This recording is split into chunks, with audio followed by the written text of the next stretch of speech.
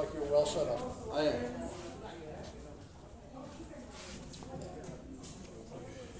Go ahead. Everybody, I would like to say thank you. Thank you. My name is Chef Corey. I'm a private chef, and I've cooked in over 7 countries. And I have a list of clients that you guys have either listened to, watched on TV, or something of that nature. I do a lot of celebrities, and I do a lot of athletes in my family as well. I'm up here speaking, and I would like to say thank you for the opportunity to everyone that supported me, supported my book, and supported my journey up to this point. These last couple days have been extremely hard for me. I'm taking care of my father, who is 90, all while fighting bipolar disorder. It's not easy, and I'm just truly grateful to be at this point. I didn't get here by myself, and I won't get to where I'm going by myself. I will continuously say that because I don't believe you can do amazing things by yourself. I believe they start with you, because it's up to you. I mean, you can point your fingers at this, that, and the third, but at the end of the day, it's on you. What decisions will you make today to get you to a happier place tomorrow?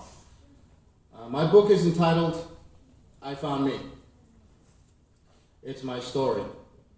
It's just my memoirs, my second book. I'm just waiting for a few events to take place before I go ahead and give you guys the whole kit and caboodle. My name is Corey Hall. I'm 41 years old. I was diagnosed with bipolar disorder approximately 14 to 15 years ago. And most people that know or have family members that are suffering from mental illness know that it's not easy. One second. We good? All right. Most people know that if they have family members that are suffering from mental illness, addiction, suicide, things of that nature, know it is not easy on the family. So I was able to overcome that, and I have to overcome that every day because every day is different. Every day brings new challenges, and anyone suffering from mental illness knows that challenges could cause triggers for one to relapse, or one to not be in their right frame of mind to make the right decisions, and this, that, and the third. So what my book covers is what I had to do to change that. I have been to treatment over 5 times. I suffer from addiction, and what I used to use is cocaine. Now, I use cocaine to self-medicate. Ordinarily, I knew nothing about it. I just knew what it did for me, and it eased the pain.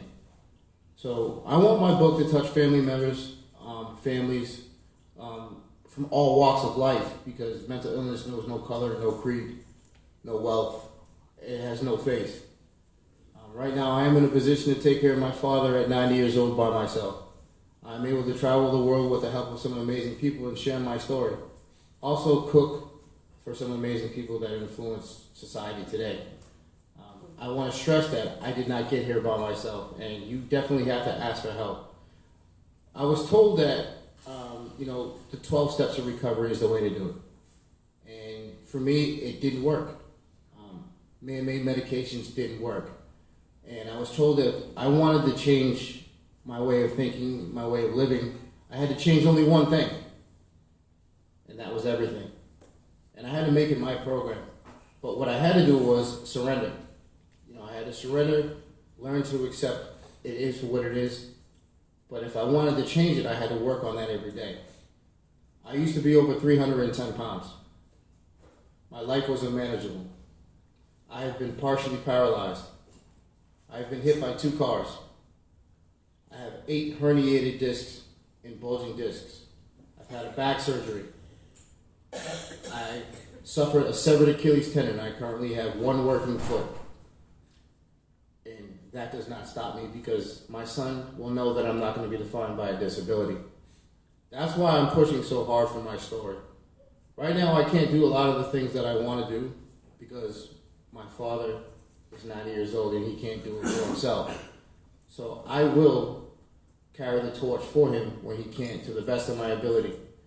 And sometimes I have to ask for help. It's not easy, but I always say this. I've experienced more pain than most, but no more than the next man. there's somebody out there that has been through what I was going through and has persevered. So I too shall see it through because I'm built for this grind. I want my message to be that when necessary, you have to ask for help. You can't do everything by yourself. Even though you may want to, you may in your heart feel that you need to, but it's okay to ask for help. My book is about how I did ask for help, how I attempted to do it on my own accord and it didn't work. If you continue to do the same thing expecting a different result, it's the definition of insanity. We all know that. Some of us can still shake our heads, and we know this goes to everyone around the world. Still shake your heads at something that you understand and do nothing about it, right? So that's insanity, and I had to surrender to that. My son right now is currently living in London. My wife and I are separated. My father this morning called the cops on me and tried to have me arrested because he said that I stole his vehicle when he had given me permission to come over here and speak to you guys. So I will continue to strive and do the best that I can do because I know what I need to do, and I've asked for help, and it's pointed me in this direction. I want to ask, does anyone have any questions for me? Because I already asked the question. Can I work for you? No. I get that a lot, and sometimes you do have to. You need help, right? Because, and that's just in life. It's how it was put to me was, and I do a careful screening, as anyone would do that owns anything. You're not going to bring anybody in just for the sake. So. This was told to me, because I run my business like the military. The military taught me that you have to be accountable for all your actions, and that includes your decisions. So when I do have help, they're very vetted, because my 120% is not going to be your 120%. So therefore, I have to know each and every person's capabilities when I'm not looking what's going to happen. I have to predict and plan for Murphy's Law. Murphy's Law states what can go wrong will. And the military taught me how to take checks and balances and how to plan accordingly. Because piss poor preparation promotes a piss poor performance. A piss poor performance promotes pain. Proper preparation promotes pleasure. So by myself, with almost nothing, I've traveled over 7 countries.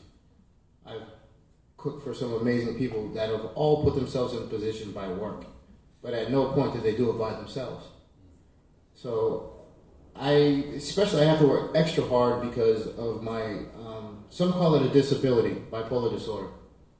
I call it a gift because it's made me work even harder. I'm not going to accept a doctor's diagnosis of, I'll never work again. That's what I was told. I was told to file for disability. I filed for disability 5 times and was denied 5 times because they said my case wasn't severe enough. I've survived 2 suicide attempts. I survived this, that, and the third, but I still haven't experienced more pain than the next man. People will make excuses of this, that, and the third, like, why me? I'm doing this right, I'm doing that right. Well, I'll be the first to tell you that life doesn't care. Time will still go on, life will go on. And if you don't put in the work to the best of your ability, you will be forgotten by time. A lot of people, I've been told that I'm doing this just to become famous. That's been said to me. My brother, he's a pretty big actor. He's very successful. He's currently on season 7 of Ray Donovan filming in New York right now. And I used to travel with him from Boston to New York, and I've seen the work that goes in.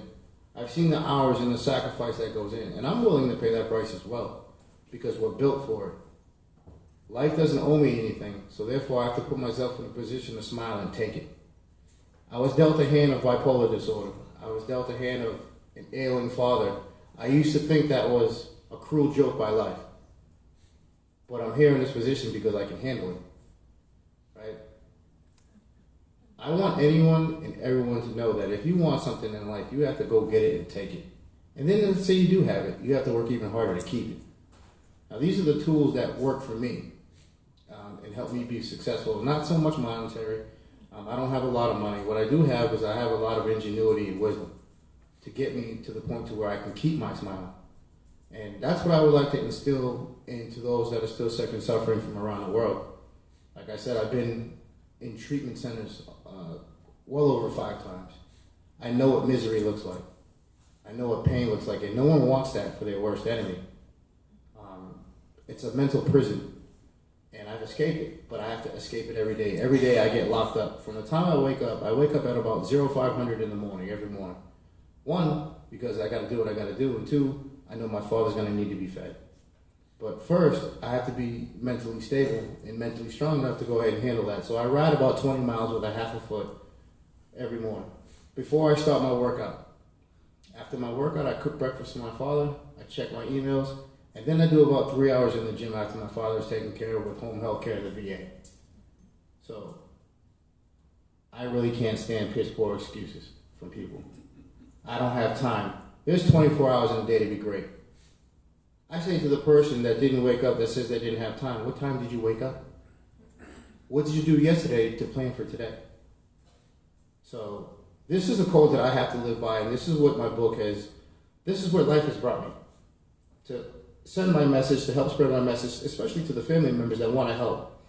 You know, people that are suffering from whatever, that need the help, sometimes they are enabled, you know, because you want to stop the pain. Self-medication is enabling. You know, what you have to do is seek the help. I mean, and this is very, very difficult because we all have to live our own lives.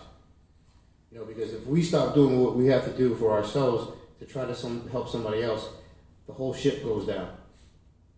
So sometimes you have to know when to say when, and when to ask for help, and when to scuttle the boat and move on to the next one. You're not giving up, in my opinion. What you are is you're accepting what is. You've done everything to the best of your ability, and you're able to sleep at night knowing that you have to move on to live your best life. Yes, ma'am. I wanted to ask you a question. What were the actual first steps that got you up from the bottom? Okay, that's a great question. Thank you. The first step was when I was over 310 pounds. I couldn't get out of bed. Right. The only thing that would motivate me was to get cocaine to ease the pain. But I used to sit and watch cooking. Right. I used to watch Anthony Bourdain. You know, one of the greatest chefs that I've ever had the experience to watch. And he told me that. Well, yes, I'll take it as he was speaking to me. Because I followed his rule, what got him out of his mental chaos, and he wrote a book. So food for me, I was over 310 pounds and I love food. I think everyone here loves food. And traveling, I love to travel the world. I love to see different cultures, different ethnicities, and different ways of life. And I've been traveling since I was 16 years old. I got a passport when I was 16, and my first trip was to Vancouver, Canada. But adventure, because my mind was, with bipolar, you have mania. You have manic, and you have depression, or manic 1 and manic, or bipolar 1, bipolar 2. You have manic, and then you have a crash, which leads to depression, which could put you in a depression to where most become suicidal because they want the pain to stop. For my instances, I wanted the pain to stop because I thought I was causing more harm than good by being here. And that's just the nature of the beast. So what helped me get out of it was, and this was after I had sought medical attention from all kinds of therapists, all kinds of doctors, treatment centers, trying to go to this treatment center because it's dual treatment diagnosis.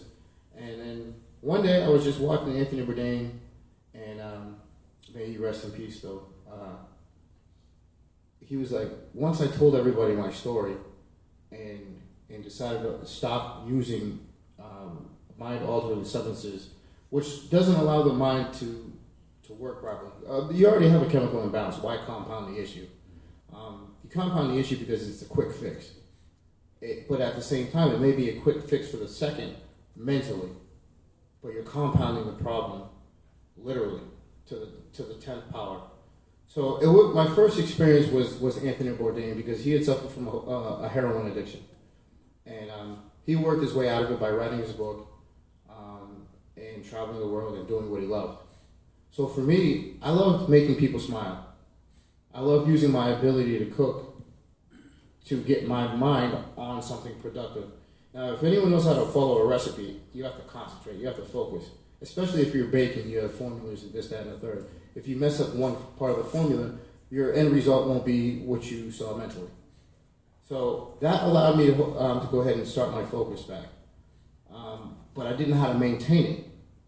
So therefore, my fifth attempt at treatment, I did something different. I started volunteering and giving back and cooking for people in the treatment centers. And then this also taught me how to cook on a large scale quickly. And for me, being military, I have a standard that I have to meet for myself. It could be good to somebody else, but doesn't meet my standard. And it's my quality, the quality that I hold for myself, that I hold my name to, that I want to live up to. And that helped me to go to places like Atlanta and meet some amazing people there. I don't know how many people here are football fans or listen to hip-hop music or things of that nature. But these are people that demand the highest of quality if they're at that point, because they work for it. And that's a service that I provide, whether it's my book, whether it's my next book, whether it's my auditions, whether it's my speaking engagements. I'm treating this engagement here as if I'm speaking at Harvard, because that's what I want to hold myself up to. I want to sell you guys nothing short. I want to give you guys 120%, and that's what I strive to do in anything that I touch. If I can't do that, I won't bother, because I can do well enough to give myself a headache. I'm not going to give myself any added reason to have a headache. If I can't do it, some people will try to do it to save face. Some people will try to do it for a paycheck. I could care less about any of that, because if I don't have my smile, I know a pain far greater if I quit. So if I can't live to the best of my ability at 120%, I'll be lying to myself. I'll be lying to my son. I'll be lying to this book that I dedicated to my mother who passed. I'll be lying to my cousin who committed suicide. I'll be lying to my uncle who committed suicide. I'll be lying to my sister who died far too early because of things that she could have fixed if the knowledge was there. Well, guess what? The knowledge is there. It's still on the individual to go out there and seek it. Again, life doesn't owe you anything. And I want to instill that in people. You know, life doesn't care if you quit. Over time, I'm sure somebody's experiences. The boy who cried wolf. You cry wolf enough times, people are going to stop coming. So it's these fables and these things that I've used to get me to this point is what I try to instill in people to help them remember and help them utilize it every day. It's like another big one is out of sight, out of mind. If you don't see it, it doesn't matter, but it does. Because we all care about somebody in here, and we're all not going to be here forever. So if we care enough about them, we're going to do the best that we can to make sure that they can live their best life while living our best lives. That's just human nature, unless your moral compass is just off.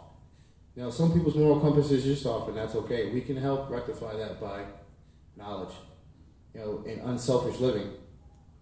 I mean, I know many multi-millionaire people that are just miserable, you know, because of whatever reason. You know, I want people to understand that if you just help, it's not necessarily my book.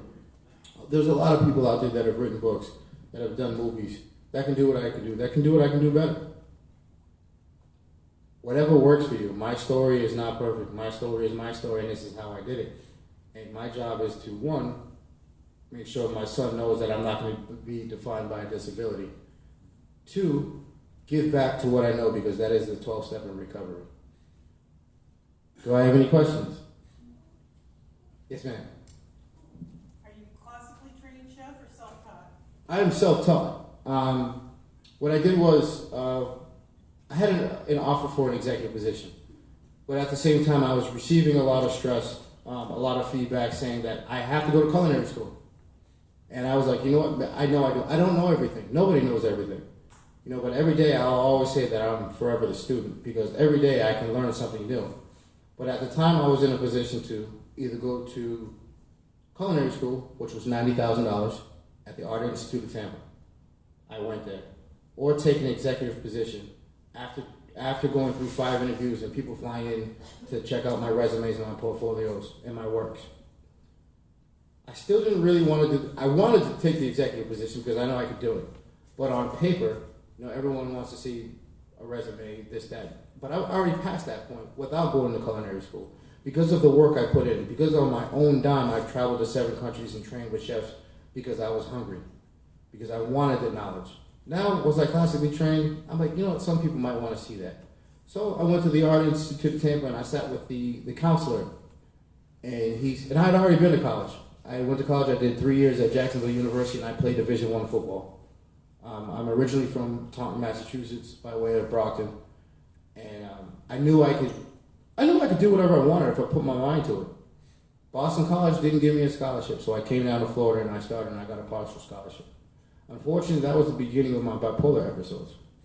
So then I went and then I sought out the military. I did 3.5 years in the military, and my mental illness was out of control. I had almost zero accountability and a pocket full of money, and I could travel the world, and I almost didn't get in trouble for anything. The whole time I was in the military, I was cooking. But I went to the military, and big shout out to the veteran. So thank you for your service. I am a AW3 Hall P3 VP30 out of Jacksonville, Florida, VP4 out of Hawaii. But the self-taught, if you want it, you go out there and get it. Just like Vivian Thomas, the father of the heart transplant, was a carpenter. He was at Johns Hopkins. He's on Johns Hopkins wall right now. The father of the heart transplant, and never went to medical school. So if you do your due diligence and exercise your God-given ability to think, you can do some amazing things. And then, especially when you ask for help. So the self-taught, I was at a dilemma. Do I take the executive position, or do I spend $90,000 to go to culinary school? And the counselor made that decision very easy for me. He said, you would spend about $75,000 to get to the point that you're right now. He said, the parts that you don't have is just the classical training. He goes, but you can get that on the job. And he goes, since you're already in charge of people, this is stuff that you probably won't use anyway. But that doesn't mean you shouldn't have it. You know what I'm saying? Because the more you know, the more you're worth. So I took the executive position, and that allowed me to cook for some amazing people around the world. And then after I left that position, I went private. I licensed my own company, which is True Chef LLC. With the help and wisdom of a lot of amazing people, I was able to write my book about my story. I was able to lose 110 pounds. I was able to recover from back surgery after being hit by 2 cars with no medication. Because I know what happens if I don't have control of my mind. And I'm okay with that today. So to everybody that allowed me to speak today, to everybody on Instagram supporting my grind and my journey, to everybody around the world giving me an opportunity to live my best life so my son can know that I'm not going to be defined by a disability, I would like to say thank you. And one more time, for any questions, I'll be more than happy to go ahead and answer those for you.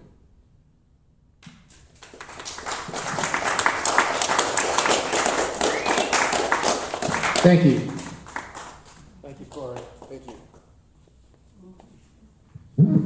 It takes some courage to stand up here and tell a story like that. Besides which,